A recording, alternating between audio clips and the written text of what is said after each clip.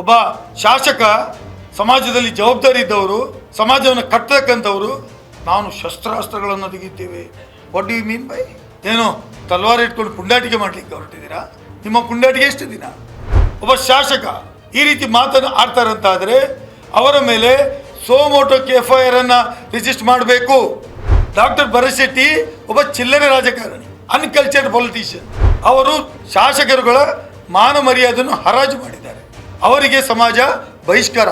ಈ ಜಿಲ್ಲೆ ಕೋಮು ಸೂಕ್ಷ್ಮ ಜಿಲ್ಲೆ ಅಂತ ಪರಿಗಣನೆ ಮಾಡಲಿಕ್ಕೆ ಕಾರಣ ಆಗಿರ್ತಕ್ಕಂಥವರೇ BJPಯವರು ಮತ್ತು ಈ ಡಾಕ್ಟರ್ ಭರತ್ ಅಂತವರು. ಆದರೆ ನಿಮಗೆ ಆತ್ಮಗೌರವ ಇಲ್ಲ, ಕಮಿಟ್ಮೆಂಟ್ ಇಲ್ಲ. ನಿಮಗೆ ಬೇಕಾಗಿರೋದು ಅಧಿಕಾರ ಮಾತ್ರ. ನಾನು ಭರತ್ ಶೆಟ್ಟಿಗೆ ಕೇಳಲಿಕ್ಕೆ ಬಯಸ್ತೇನೆ, ಭಾರತ್ ಹಕ್ಕಿ ನಾವು ಬ್ರ್ಯಾಂಡ್ ಮಾಡಿ ಕೊಡ್ತೇವೆ ಅಂತ ದ್ರೋಹ ಮಾಡಲಿಲ್ಲ ನೀವು ಬಡವರಿಗೆ. ನೀವೊಬ್ಬ ಶಾಸಕನಾಗಿ ಧ್ವನಿ ಎತ್ತಿದ್ದೀರಾ? ತಾಕತ್ತಿದ್ರೆ ಪಾರ್ಲಿಮೆಂಟಲ್ಲಿ ರಿಪ್ಲೈ ಕೊಡಿ. ನಿಮ್ಮ ಪ್ರಧಾನಮಂತ್ರಿಗೇನೆ ರಿಪ್ಲೈ ಕೊಡುವ ನೈತಿಕತೆ ಇಲ್ಲ. ಮತ್ತು ನೀವೇ ಆ ಚಿಲ್ಲರೆ ಲೆಕ್ಕ. ಈ ಸರ್ಕಾರ, ಕೇಂದ್ರ ಸರ್ಕಾರ ನನ್ನ ಪ್ರಕಾರ ಇನ್ನು 6 ತಿಂಗಳುಗಳ ಕಾಲ ಬರುವುದಿಲ್ಲ. ಇದು ಬಿದ್ದು ಹೋಗ್ತದೆ, ಅದರ ಭಯ ಇದೆ. BJPಯವರಿಗೆ ಹಿಂದೂ ಧರ್ಮದ ಪರವಾಗಿ ವಕಾಲತು ನಡೆಸಲು ಯಾರೂ ಅಧಿಕಾರ ಈ ದೇಶದ ಜನತೆ ಕೊಟ್ಟಿಲ್ಲ. BJPಯವರು ಹಿಂದುತ್ವ ಅಂದರೆ ಅದು ತನ್ನದು ಅಂತ ಹೇಳುವ ರೀತಿಯಲ್ಲಿ ನಿರಂತರವಾಗಿ ವಾದ ಮಾಡ್ಕೊಂಡು ಬರ್ತಾ ಇದ್ದಾರೆ. ಹಿಂದುತ್ವದ ಹೆಸರಿನಲ್ಲಿ ಸಮಾಜದಲ್ಲಿ ಅಶಾಂತಿಯನ್ನು ಉಂಟು ಮಾಡಲಿಕ್ಕೆ ಪ್ರಯತ್ನ ಮಾಡ್ತಾರೆ. ಹಿಂದುತ್ವದ ಹೆಸರಿನಲ್ಲಿ ಹಿಂಸೆಯನ್ನು ಮಾಡಲಿಕ್ಕೆ ಪ್ರಾರಂಭ ಮಾಡ್ತಾರೆ. ಹಿಂದುತ್ವದ ವಿಚಾರದಲ್ಲಿ ಬಳಕೆ ಮಾಡಿಕೊಂಡು ಸಮಾಜವನ್ನು ತುಂಡು ತುಂಡು ಮಾಡ್ತಕ್ಕಂಥ ಕೆಲಸ ಮಾಡ್ತಾ ಇದ್ದಾರೆ ಅಂಥೇಳಿ ರಾಹುಲ್ ಗಾಂಧಿಯವರು ಲೋಕಸಭೆಯಲ್ಲಿ ಪ್ರತಿಪಾದನೆ ಮಾಡಿದ್ದಾರೆ. ಲೋಕಸಭೆಯಲ್ಲಿ ರಾಹುಲ್ ಗಾಂಧಿ ಭಾಷಣವನ್ನು ನಾನು 5 ಬಾರಿ ಕೇಳಿದ್ದೇನೆ. ಇಡೀ ದೇಶದ ಜನ ಯಾರು ಪ್ರಜಾಪ್ರಭುತ್ವದ ಮೇಲೆ ನಂಬಿಕೆ ಇಟ್ಟಿದ್ದಾರೆ, ಯಾರು ಪ್ರಜಾಪ್ರಭುತ್ವವನ್ನು ಉಳಿಸಬೇಕು ಅಂತಿದ್ದಾರೆ, ಯಾರು ಪ್ರಜಾಪ್ರಭುತ್ವ ಎಲ್ಲಿಯೋ ಒಂದು ಕಡೆ ಅದು ಹೋಗಿ ಆಟೋಕ್ರಾಟಿಕ್ ಆಗ್ತಾ ಇದೆ, ಸರ್ವಾಧಿಕಾರಿ ಆಗ್ತಾ ಇದೆ ಅಂತ ಹೇಳುವ ಹೆದರಿಕೆಯನ್ನು ವ್ಯಕ್ತಪಡಿಸ್ತಾ ಇದ್ದಾರೆ. ಅವರಿಗೆ ರಾಹುಲ್ ಗಾಂಧಿಯವರ ಭಾಷಣ ಅತ್ಯಂತ ಅದ್ಭುತವಾದ ಭಾಷಣ ಅಂತ ಎಲ್ಲರೂ ವಿಶ್ಲೇಷಣೆ ಮಾಡಿದ್ದಾರೆ. ರಾಹುಲ್ ಗಾಂಧಿಯವರು ಒಂದೇ ಧರ್ಮದ ಬಗ್ಗೆ ಮಾತಾಡಿಲ್ಲ, ಎಲ್ಲ ಧರ್ಮದ ಸಾರವನ್ನು ಹೇಳಿದ್ದಾರೆ. ಅದು ಹಿಂದೂ ಧರ್ಮದ ಸಾರ ಏನು, ಕ್ರೈಸ್ತ ಧರ್ಮದ ಸಾರ ಏನು, ಮುಸ್ಲಿಂ ಧರ್ಮದ ಸಾರ ಏನು, ಸಿಖ್ ಧರ್ಮದ ಸಾರ ಏನು, ಅದರಲ್ಲಿ ಎಲ್ಲವೂ ಎಲ್ಲರನ್ನ ಒಗ್ಗಟ್ಟಾಗಿ ಕೊಂಡೋಗಬೇಕು, ಎಲ್ಲ ಧರ್ಮದವರನ್ನು ಸಮಾನ ದೃಷ್ಟಿಯಿಂದ ನೋಡಬೇಕು. ಭಾರತ ದೇಶದ ಸಂಸ್ಕೃತಿಯನ್ನು ಉಳಿಸಬೇಕಾದ್ರೆ, ಏಕತೆಯನ್ನು ಉಳಿಸಬೇಕಾದ್ರೆ ಎಲ್ಲಿಯೋ ಒಂದು ಕಡೆ ಈ ಧರ್ಮದ ವಿಚಾರದಲ್ಲಿ ರಾಜಕಾರಣ ಮಾಡುವುದನ್ನು ನಿಲ್ಲಿಸಬೇಕು ಅಂತ BJP ನಾಯಕರಿಗೆ, ದೇಶದ ಪ್ರಧಾನಮಂತ್ರಿ ಮೋದಿಯವರಿಗೆ, ಲೋಕಸಭೆಯ ವಿರೋಧ ಪಕ್ಷದ ನಾಯಕನಾಗಿ ಶಾಡೋ ಚೀಫ್ ಪ್ರೈಮ್ ಮಿನಿಸ್ಟರ್, ಪ್ರಧಾನಮಂತ್ರಿ ಬಿಟ್ಟರೆ ನಮ್ಮ ಪ್ರಜಾಪ್ರಭುತ್ವದಲ್ಲಿ ಕಾನ್ಸ್ಟಿಟ್ಯೂಷನಲ್ಲಿ opposition leader is next to the prime minister. ಅವರು ತನ್ನ ವಿಚಾರವನ್ನು ಲೋಕಸಭೆಯಲ್ಲಿ ಪ್ರಧಾನಮಂತ್ರಿ ಮತ್ತು ಮಂತ್ರಿಮಂಡಲದ ಎಲ್ಲ ಸದಸ್ಯರ ಮಧ್ಯೆ ವಾದವನ್ನು ಮಂಡನೆ ಮಾಡಿದ್ದಾರೆ. ಅದು ಅವರ ಹಕ್ಕು. ಈ ದೇಶದ ಪ್ರಧಾನಮಂತ್ರಿಯನ್ನೇ ಮುಂದೆನೇ ವಾದ ಮಾಡಿ ಅವರಿಗೆ ಉತ್ತರ ಕೊಡಲಿಕ್ಕೂ ಆಗದ ಪರಿಸ್ಥಿತಿ ನಿರ್ಮಾಣ ಆಗಿರ್ತಕ್ಕಂಥ ಸನ್ನಿವೇಶದಲ್ಲಿ BJPಯ ನಾಯಕರು ಲೋಕಸಭೆಯ ಹೊರಗಡೆ ಇಲ್ಲಿ ಆದಿ ಬೀದಿಗಳಲ್ಲಿ ಚಿಲ್ಲರೆ ರಾಜಕಾರಣ ಮಾಡಲಿಕ್ಕೆ ಹೊರಟಿದ್ದಾರಲ್ಲ, ಆ ಚಿಲ್ಲರೆ ರಾಜಕಾರಣವನ್ನು ನಾವು ವಿರೋಧಿಸ್ತೇವೆ. ದೇಶದ ಪ್ರಧಾನಮಂತ್ರಿಗೇನೆ ಇವರು ಹೇಳಿದ್ರಲ್ಲ, ನಾನು ಲೋಕಸಭೆ ಒಳಗೆ ಹೋಗಿ 2 ಕೆಪ್ಪೆಗೆ ಬಾರಿಸಬೇಕು, ಕೆನ್ನೆಗೆ ಬಾರಿಸಬೇಕೆಂದು ಅನಿಸಿತ್ತು ಅಂತ. ಅದು ಇವರ ನಾಯಕ ಮೋದಿಗೇನೆ ಆಗಲಿಲ್ಲ. ಮತ್ತು ಡಾಕ್ಟರ್ ಭರತ್ ಶೆಟ್ಟಿಗೆ ಎಲ್ಲಿ? ಡಾಕ್ಟರ್ ಭರತ್ ಶೆಟ್ಟಿ ಯಾವ ಲೆಕ್ಕ? ಡಾಕ್ಟರ್ ಭರತ್ ಶೆಟ್ಟಿ ಒಬ್ಬ ಚಿಲ್ಲರೆ ರಾಜಕಾರಣಿ, ಅನ್ಕಲ್ಚರ್ಡ್ ಪೊಲಿಟಿಷಿಯನ್. ಅವರು ಶಾಸಕರುಗಳ ಮಾನ ಮರ್ಯಾದೆಯನ್ನು ಹರಾಜು ಮಾಡಿದ್ದಾರೆ. ಅವರಿಗೆ ಸಮಾಜ ಬಹಿಷ್ಕಾರ ಆಗಬೇಕು. ಸಮಾಜ ಅವರ ಆ ಸ್ಥಾನಕ್ಕೆ ಅಗೌರವ ತೋರಿಸಿದ್ದಾರೆ. Is unfit to become a member of Karnataka legislative assembly. ಅವರ ನಡವಳಿಕೆ, ಅವರು ಮಾತಾಡಿದಂಥ ಮಾತುಗಳು, ಒಬ್ಬ ವೈದ್ಯರಾಗಿ ಅವರು ಮಾಡಿದಂಥ ಘೋರ ಅಪರಾಧ ಅಂತ ನಾನಂತೂ ಭಾವಿಸಿಕೊಳ್ತೇನೆ. ಮತ್ತೆ ಪ್ರಚೋದನಕಾರಿ ಭಾಷಣವನ್ನು ಮಾಡಿದ್ದಾರೆ. ಒಂದು ನಾಯಿಯನ್ನು ತೋರಿಸಿ ರಾಹುಲ್ ಗಾಂಧಿಗೆ ನಾಯಿಯನ್ನು ಹೋಲಿಕೆ ಮಾಡಿದ್ದಾರೆ.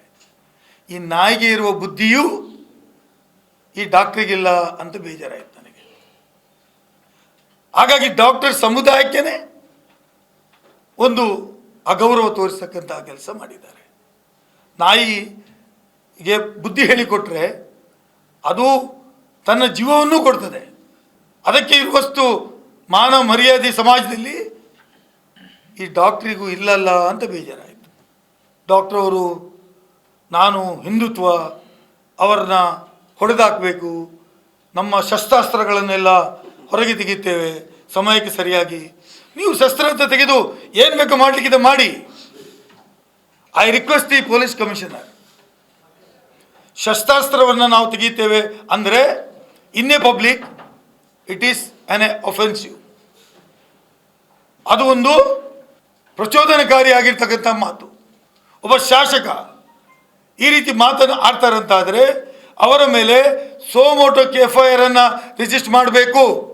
ಪ್ರಚೋದನಕಾರಿ ಭಾಷಣ ಮಾಡುವುದರಿಂದಲೇ ಈ ಜಿಲ್ಲೆಯಲ್ಲಿ ಇವತ್ತು ಅಭಿವೃದ್ಧಿ ಕುಂಠಿತ ಆಗಿರ್ತಕ್ಕಂಥದ್ದು. ಈ ಜಿಲ್ಲೆಯಲ್ಲಿ ಎಲ್ಲ ಅನಾಹುತಕ್ಕೆ ಈ ಜಿಲ್ಲೆ ಕೋಮು ಸೂಕ್ಷ್ಮ ಜಿಲ್ಲೆ ಅಂತ ಪರಿಗಣನೆ ಮಾಡಲಿಕ್ಕೆ ಕಾರಣ ಆಗಿರ್ತಕ್ಕಂಥವರೇ BJP ಅವರು ಮತ್ತು ಈ ಡಾಕ್ಟರ್ ಭರತ್ ಶೆಟ್ಟಿ ಅಂತವರು. ಹಾಗಾಗಿ ಅವರ ಮೇಲೆ ನಾನು ಮುಖ್ಯಮಂತ್ರಿಗಳಿಗೆ ಒತ್ತಾಯ ಮಾಡ್ತೇನೆ, ಇಮ್ಮಿಡಿಯೇಟ್ ಆಗಿ ಅವರನ್ನು ಬಂಧಿಸಬೇಕು. ಒಬ್ಬ ಶಾಸಕ ಸಮಾಜದಲ್ಲಿ ಜವಾಬ್ದಾರಿ ಇದ್ದವರು, ಸಮಾಜವನ್ನು ಕಟ್ಟತಕ್ಕಂಥವರು, ಸಮಾಜದಲ್ಲಿ ಅಶಾಂತಿ ಇದ್ದಾಗ ಶಾಂತಿಯನ್ನು ನಿರ್ಮಾಣ ಮಾಡ್ತಕ್ಕಂಥವರು, ನಾನು ಶಸ್ತ್ರಾಸ್ತ್ರಗಳನ್ನು ತೆಗಿತೇವೆ. What do you mean by? ಏನು ತೆಗಿತೀರಿ ನೀವು? ಏನು ತಲ್ವಾರ ಇಟ್ಕೊಂಡು ಪುಂಡಾಟಿಕೆ ಮಾಡಲಿಕ್ಕೆ ಹೊರಟಿದ್ದೀರಾ? ನಿಮ್ಮ ಪುಂಡಾಟಿಕೆ ಎಷ್ಟು ದಿನ? ಈ ದೇಶದ ಜನತೆ ಪಾರ್ಲಿಮೆಂಟ್ ಚುನಾವಣೆಯಲ್ಲಿ ಕೊಟ್ಟಿರ್ತಕ್ಕಂಥ ತೀರ್ಮಾನದಿಂದ ಇವತ್ತು ಶಾಕ್ ಆಗಿಬಿಟ್ಟಿದ್ದಾರೆ, ತಾಳ್ಮೆ ಕಳ್ಕೊಂಡಿದ್ದಾರೆ. ಈ ದೇಶದ ಜನ BJPಯನ್ನು ಸೋಲಿಸಿದ್ದಾರೆ. ಯಾರು ಹಿಂದುತ್ವದ ಹೆಸರು ಹೇಳಿ ಮತ ಪಡೆಯುತ್ತಿದ್ರೋ ಆ ಭಾಗದಲ್ಲಿಯೇ ಸೋಲ್ಕೊಂಡಿದ್ದಾರೆ. ಅದರ ಬಗ್ಗೆ ನೀವು ಯಾಕೆ ಮಾತಾಡೋದಿಲ್ಲ? 400 ಸೀಟ್ ಅಂತ ಹೇಳಿದ್ರಲ್ಲ, ಅದು ಬಿಟ್ಟು 303 ಇದ್ದದ್ದು, you are lost your majority in the house. ನಿಮಗೆ ನೈತಿಕತೆ ಇದ್ದಿದ್ರೆ ಪಾರ್ಲಿಮೆಂಟಲ್ಲಿ ನೀವು ಯಾವಾಗ ಮೆಜಾರಿಟಿ ಬರಲಿಲ್ಲ, ಇನ್ನೊಬ್ಬನ ಸಹಾಯ ಪಡೆದು ಸರ್ಕಾರ ಮಾಡೋದಕ್ಕಿಂತ ನಾನು ಸರ್ಕಾರ ಮಾಡೋದಿಲ್ಲ ಅಂತೇಳಿ ವಿರೋಧ ಪಕ್ಷದಲ್ಲಿ ಕೂತ್ಕೊಳ್ಬೇಕಾಗಿತ್ತು. ಆದರೆ ನಿಮಗೆ ಆತ್ಮಗೌರವ ಇಲ್ಲ, ಕಮಿಟ್ಮೆಂಟ್ ಇಲ್ಲ. ನಿಮಗೆ ಬೇಕಾಗಿರೋದು ಅಧಿಕಾರ ಮಾತ್ರ. ಆ ವಿಚಾರಗಳನ್ನು ಪಾರ್ಲಿಮೆಂಟಲ್ಲಿ ಹೇಳಿದರೆ ನೀವೇನು ಹೇಳ್ತೀರಿ?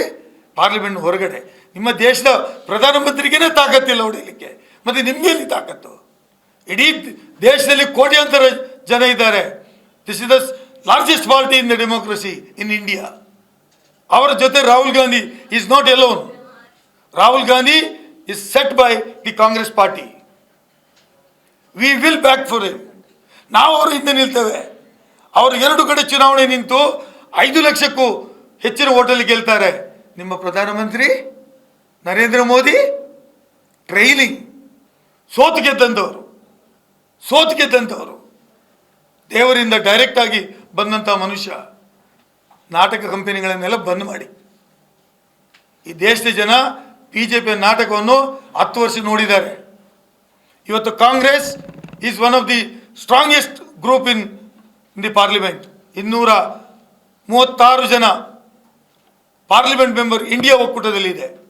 ನೀವು 400 ಹೇಳಿ 300 ಘಾಟಿ ದಾಟ್ಲಿಕ್ಕೆ ಆಗದವರು ನೀವು.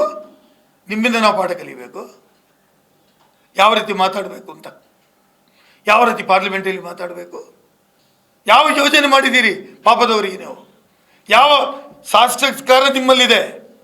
ನಾನು ಭರತ್ ಶೆಟ್ಟಿಗೆ ಕೇಳಲಿಕ್ಕೆ ಬಯಸ್ತೇನೆ, ಭಾರತ್ ಅಕ್ಕಿಯಿಂದ ಸ್ಟಾರ್ಟ್ ಮಾಡಿದ್ದೀರಲ್ವಾ, ಫೆಬ್ರವರಿಯಲ್ಲಿ ಸ್ಟಾರ್ಟ್ ಮಾಡಿ ಏಪ್ರಿಲಲ್ಲಿ ಮುಗಿಸಿದಿರಲ್ವ, ಬಂದ್ ಮಾಡಿದಿರಲ್ವಾ? ಭಾರತ್ ಅಕ್ಕಿ ನಾವು ಬ್ರ್ಯಾಂಡ್ ಮಾಡಿ ಕೊಡ್ತೇವೆ ಅಂತ ಬಡವರಿಗೆ ದ್ರೋಹ ಮಾಡಲಿಲ್ಲ ನೀವು. ಬಡವರಿಗೆ ನೀವೊಬ್ಬ ಶಾಸಕನಾಗಿ ಧ್ವನಿ ಎತ್ತಿದ್ದೀರಾ. ಅನವಶ್ಯಕ ವಿಚಾರದ ಬಗ್ಗೆ ನಾನು ಚಾಕು ಚೂರಿ ಅಂತ ಹೇಳ್ತೀರಲ್ವಾ? ಬಡವರಿಗೆ ಏನಾದರೂ ನೀವು ಕೆಲಸ ಮಾಡಿದ್ದೀರಾ? ಅದರ ಬಗ್ಗೆ ಹೋರಾಟ ಮಾಡಿ. ಭಾರತ ಅಕ್ಕಿ ಎಲ್ಲಿ ಹೋಯ್ತು? ಯಾಕಾಗಿ ಬಂದ್ ಮಾಡಿದ್ರಿ? ಅದರ ಬಗ್ಗೆ ಹೋರಾಟ ಮಾಡುವ ಶಕ್ತಿ ನಿಮಗಿಲ್ಲ. ಬರೇ ಹಿಂದುತ್ವದ ವಿಚಾರ ಹೇಳಿ ರಾಹುಲ್ ಗಾಂಧಿ ಅವರ ಭಾಷಣ ಸರಿಯಾಗಿ ಕೇಳದೆ ರಾಹುಲ್ ಗಾಂಧಿ ಅವ್ರಿಗೆ ಏನು ಹೇಳಿದರು? ನಾನು ಇವತ್ತು ಪತ್ರಿಕೆ ಓದ್ತಾ ಇದ್ದೆ, ಡೆಲ್ಲಿ ನ್ಯೂಸ್ ಓದ್ತಾ ಇದ್ದೆ. ಒಂದು ಸ್ವಾಮೀಜಿ ಅವರು ಹೇಳಿದರು, ರಾಹುಲ್ ಗಾಂಧಿ ಭಾಷಣ ಹಿಂದೂ ಧರ್ಮಕ್ಕೆ ವಿರೋಧ ಆಗಿರಲಿಲ್ಲ. ಸ್ವಾಮಿ ಅವಿಮುಕ್ತೇಶ್ವರಾನಂದ ಸ್ವಾಮೀಜಿಯವರು ಹೇಳಿದ್ದಾರೆ. ವಾಟ್ ಯು ಸೆಡ್ ಈಸ್, ಬೇರೆ ಬೇರೆ ಸ್ವಾಮೀಜಿಗಳು ಹೇಳಿದ್ದಾರೆ, ನಾನು ಹಿಂದೂ ಧರ್ಮದ ಹಿಂಸೆಗೆ ಅವಕಾಶ ಇಲ್ಲ ಅಂತ ಹೇಳುವುದನ್ನು ಪ್ರತಿಪಾದನೆ ಮಾಡಿದರು. ಹಿಂದೂ ಧರ್ಮ is not for creating nonsense in the society. Hindu ಧರ್ಮ ಎಲ್ಲರನ್ನ ಒಟ್ಟು ತೆಗೆದುಕೊಂಡು ಹೋಗತಕ್ಕಂಥ ಧರ್ಮ. 80% ಜನ ಈ ದೇಶದಲ್ಲಿ ಇರ್ತಕ್ಕಂಥ ಧರ್ಮ ಅದು. ಎಲ್ಲ ಪಾರ್ಟಿಯಲ್ಲಿ ಕೂಡ ಹಿಂದೂ ಧರ್ಮದ ಸದಸ್ಯರಿದ್ದಾರೆ, ಶಾಸಕರುಗಳಿದ್ದಾರೆ, ಮಂತ್ರಿಗಳಿದ್ದಾರೆ, ಮುಖ್ಯಮಂತ್ರಿಗಳಿದ್ದಾರೆ. ಭರತ್ ಶೆಟ್ಟಿ ಅವ್ರಿಗೆ ಗುತ್ತಿಗೆ ಕೊಟ್ಟಿಲ್ಲ ಯಾರು. ಸ್ವಾಮೀಜಿ ಅವರು ಮತ್ತು ಹೇಳಿದ್ದಾರೆ, ಬಿಜೆಪಿ ನಾಯಕರು ಕೋಮುವಾದದ ಆಧಾರದಲ್ಲಿ ಜನವನ್ನು ವಿಭಜಿಸುತ್ತಿದ್ದಾರೆ ಎಂದು ಆರೋಪಿಸಿದ್ದರು. That is what the Rahul Gandhi's gist of the mid speech. ಅದನ್ನು ನಿಲ್ಲಿಸಿ ಅಂತ ಹೇಳಬೇಕಾದ್ರೆ is it not a right of a legislator or a parliamentarian? ಮಾತಾಡಿದ ವಿಷಯ ಪಾರ್ಲಿಮೆಂಟ್ ಒಳಗಡೆ ತಾಕತ್ತಿದ್ರೆ ಪಾರ್ಲಿಮೆಂಟಲ್ಲಿ ರಿಪ್ಲೈ ಕೊಡಿ. ನಿಮ್ಮ ಪ್ರಧಾನಮಂತ್ರಿಗೇನೆ ರಿಪ್ಲೈ ಕೊಡುವ ನೈತಿಕತೆ ಇಲ್ಲ. ಮತ್ತು ನೀವೇ ಆ ಚಿಲ್ಲರೆ ಲೆಕ್ಕ, ನೀವೊಬ್ಬ ಚಿಲ್ಲರೆ ಗಿರಾಕಿ. ಹಾಗಾಗಿ ಈ ಒಂದು ವಿಚಾರ ಏನಿದೆ ಇದನ್ನು ನಾನು ಖಂಡನೆ ಮಾಡ್ತೀನಿ. ಈ ರೀತಿಯ ಚಿಲ್ಲರೆ ಮಾತುಗಳು, ಕ್ಷುಲ್ಲಕ ಮಾತುಗಳು ಏನು ನಿಮಗೆ ಫ್ರೂಟ್ಫುಲ್ ಆಗೋದಿಲ್ಲ. ನೀವು ಸೋಲಿನಿಂದ ಕಂಗಾಲಾಗಿದ್ದೀರಿ, ನನಗೆ ಅರ್ಥ ಆಗ್ತದೆ. ನಿಮ್ಮ ಕಷ್ಟ ನನಗೆ ಅರ್ಥ ಆಗ್ತದೆ. ನೀವು ಪಾರ್ಲಿಮೆಂಟಲ್ಲಿ 25 ಸೀಟ್ ಗೆಲ್ಲಿ ಅಂತ ಹೇಳಿದಿರಿ. ಅನೇಕ ರಾಜ್ಯಗಳಲ್ಲಿ ನೀವು ಖಾತೆನೇ ಓಪನ್ ಮಾಡಿಲ್ಲ. ಎಲ್ಲೆಲ್ಲಿ ಹಿಂಸೆ ಮಾಡಿಸಿದ್ದೀರಿ, ಎಲ್ಲೆಲ್ಲಿ ಜನರ ವಿರೋಧವಾಗಿ ಕೆಲಸ ಮಾಡಿದ್ದೀರಿ. ಫಾರ್ ಎಕ್ಸಾಂಪಲ್ ಮಣಿಪುರ್ 2 ಲೋಕಸಭಾ ಕ್ಷೇತ್ರಗಳು ಹಿಂದೆ BJPಯಲ್ಲಿತ್ತು, ಅಲ್ಲಿ ರಾಜ್ಯ ಸರ್ಕಾರ ಇತ್ತು. ಯಾಕೆ ಝೀರೋ ಸಂಪಾದನೆ ಮಾಡಿದಿರಿ? ಜನರ ಕಷ್ಟ ಕೇಳುವ ವಿಚಾರಗಳು ನಿಮಗೆ ಗೊತ್ತಿಲ್ಲ. ನೀವು ಬರೇ ಜನರನ್ನು ಎತ್ತಿಕಟ್ಟಿ ಜನರ ಮಧ್ಯೆ ವಿಷಬೀಜವನ್ನು ಬಿತ್ತಿ ಆ ಮೂಲಕ ಅಧಿಕಾರ ನಡೆಸಬೇಕು ಅಂತೇಳಿ ಆಲೋಚನೆ ಮಾಡುವಂಥ ನಿಮಗೆ ಮನೆಗೆ ಹೋಗುವ ಕಾಲ ಹತ್ತಿರ ಬಂದಿದೆ. ಈ ಸರ್ಕಾರ, ಕೇಂದ್ರ ಸರ್ಕಾರ ನನ್ನ ಪ್ರಕಾರ ಇನ್ನೂ 6 ತಿಂಗಳುಗಳ ಕಾಲ ಬರುವುದಿಲ್ಲ. ಇದು ಬಿದ್ದು ಹೋಗ್ತದೆ, ಅದರ ಭಯ ಇದೆ. ಹಾಗಾಗಿ ಇವತ್ತು ಎಲ್ಲ ರಾಹುಲ್ ಗಾಂಧಿ ಅವ್ರನ್ನ ಬಿಕ್ಕಾಬಿಕ್ಕಿಯಾಗಿ ಟೀಕಿಸುವುದು, ಇವತ್ತೊಬ್ಬ ಸಮರ್ಥ ರಾಹುಲ್ ಗಾಂಧಿ ಯಾವಾಗ ವಿರೋಧ ಪಕ್ಷ ನಾಯಕತ್ವವನ್ನು ವಹಿಸಿಕೊಂಡರು ಆ ಸಂದರ್ಭದಿಂದ BJP ಅವರಿಗೆ ಕಂಗಾಲಾಗಿದ್ದಾರೆ. ಅವರ ಭಾಷಣಗಳು, ಅವರು ವ್ಯಕ್ತಪಡಿಸಿದಂಥ ವಿಚಾರಗಳು BJP ಅವರಿಗೆ ಉತ್ತರ ಕೊಡಲು ಅಸಾಧ್ಯವಾದ ಪರಿಸ್ಥಿತಿ ಬಂದಿದೆ.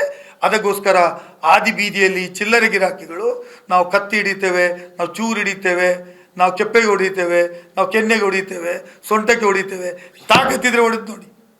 ನೀವಲ್ಲ, ನರೇಂದ್ರ ಮೋದಿ ಹೊಡೆಯಲಿ, ಮುಟ್ಲಿ, ಅಶಾಂತಿಯನ್ನು ಸೃಷ್ಟಿ ಮಾಡ್ತಕ್ಕಂಥ ಕೆಲಸ ಮಾಡ್ತಾ ಇದ್ದೀರಿ. ಅಶಾಂತಿ ಉಂಟು ಮಾಡೋದು ನಿಮ್ಮ ಕೆಲಸ. ನಾನು ರಿಕ್ವೆಸ್ಟ್ ಮಾಡ್ತೇನೆ ಕಮಿಷನರ್ಗೆ, you have to arrest immediately. ಅವರ CDಗಳನ್ನ ತರಬೇಕು, ತಗೊಳ್ಬೇಕು, ಏನು ಮಾತಾಡಿದ್ದಾರೆ, ಪತ್ರಿಕಾ ಹೇಳಿಕೆಗಳು ತಗೊಳ್ಬೇಕು. ಒಬ್ಬ ಶಾಸಕನಿಗೆ ಯಾವುದೇ ಕ್ಷಮೆ ಕೊಡಬಾರ್ದು. ಬೇರೆ ಕೇಸ್ಗಳಲ್ಲಿ ನೀವು ಸೋಮೋಟೋ ಕೇಸ್ ರಿಜಿಸ್ಟರ್ ಮಾಡೋದಿಲ್ವ? Where are you? ಪ್ರಚೋದನಕಾರಿ ಭಾಷಣಗಳು ಈ ಜಿಲ್ಲೆಯಲ್ಲಿ ಮಾಡಬಾರ್ದು ಅಂತೇಳಿ ಅನೇಕ ಬಾರಿ ಗೃಹ ಸಚಿವರು ಹೇಳಿಕೆಗಳನ್ನು ಕೊಟ್ಟಿದ್ದಾರೆ. ಅಂಥವರಿಗೆ ಕ್ಷಮೆ ಕೊಡುವುದಿಲ್ಲ ಹೇಳಿದ್ದಾರೆ. ಆದರೆ ಈ ರೀತಿ ನಾವು ಕತ್ತಿ ಹಿಡಿತೇವೆ, ಶಸ್ತ್ರಾಸ್ತ್ರ ತೆಗಿತೇವೆ, ಯಾರಿಗೆ ಹೇಳೋದು? ಯಾವ ಕಾರಣಕ್ಕಾಗಿ ಹೇಳೋದು? ಯಾರು ಕೇಳುವವರಿಲ್ವಾ? ಹಾಗಾಗಿ ನಾನು ನಿಮ್ಮ ಮೂಲಕ ವಿನಂತಿ ಮಾಡಿಕೊಳ್ತೇನೆ, ಇಂಥ ವಿಚಾರಗಳ ಬಗ್ಗೆ ನಮ್ಮ ಜಿಲ್ಲೆಯ ಜನತೆ ಭಾಳ ಸೂಕ್ಷ್ಮವಾಗಿ ಇದನ್ನು ಅರ್ಥ ಮಾಡಿಕೊಳ್ತಾರೆ. ಇಂಥ ಜನರಿಗೆ ನಮ್ಮ ಜನ ಕ್ಷಮಿಸೋದಿಲ್ಲ ಅಂತ ಹೇಳುವುದನ್ನು ಹೇಳಲಿಕ್ಕೆ ಬಯಸ್ತೇನೆ.